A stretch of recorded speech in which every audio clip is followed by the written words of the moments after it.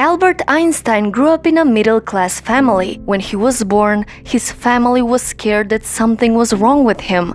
He had a very large and misshapen head. But fortunately, within the first few weeks, the shape of his head became normal. But their worries didn't stop there. When he was very young, his parents thought he might be intellectually disabled, because he was very slow to learn to talk and did not speak until he was 4 years old. At that time, he often formed full sentences in his thoughts, but did not speak. He used to practice the sentences in his head or whisper them softly under his breath until he got them right, and then say them aloud. Many people believed Einstein would never succeed at anything. When he was 5 years old, his father showed him a simple pocket compass, and Einstein was fascinated, and that was the beginning of his obsession with science. He also began playing the violin at the age of 6 and would continue to play throughout his life. At school, Einstein was a good student. Most of his grades were high and he was near the top of his class, but mainly because of math and science, so his grades depended mostly on his interest in the subject. When Einstein was only 10 years old,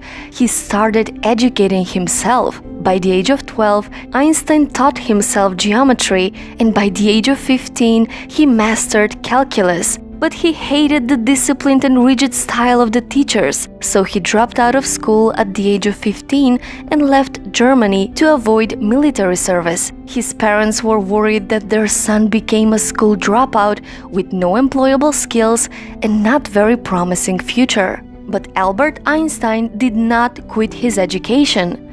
He applied to the Swiss Federal Institute of Technology, and believe it or not, he failed the entrance exam. Albert Einstein failed an exam. Well, he wasn't prepared. He excelled at math and physics, but his knowledge on subjects other than that was not good. So he failed the exam and had to take it a second time, and then he was admitted.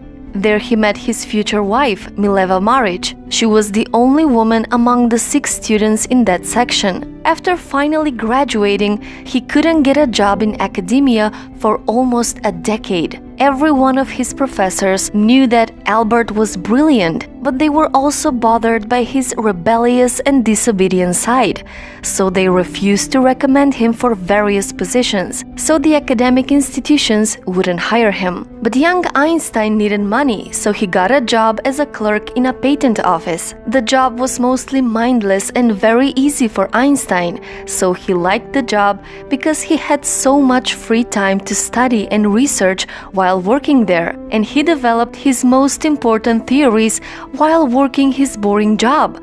He developed the theory of relativity and the world's most famous equation. Einstein was nominated for a Nobel Prize, but did not receive it until 11 years later. Albert Einstein became the most influential physicist of the 20th century. His research changed the world. He wrote hundreds of books and was also a great philosopher, so there's so many things to be learned. I have no special talent. I'm only passionately curious. So follow your curiosity, whatever that is. See where it goes. Never be afraid to question the world around you. And don't be afraid of failing and making mistakes along the way. A person who never made a mistake never tried anything new.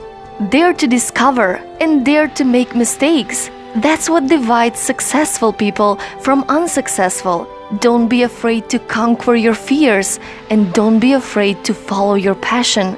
You don't have to be the next Einstein. Be the best you can be.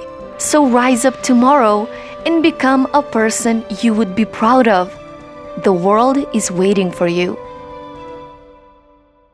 So, what's your story?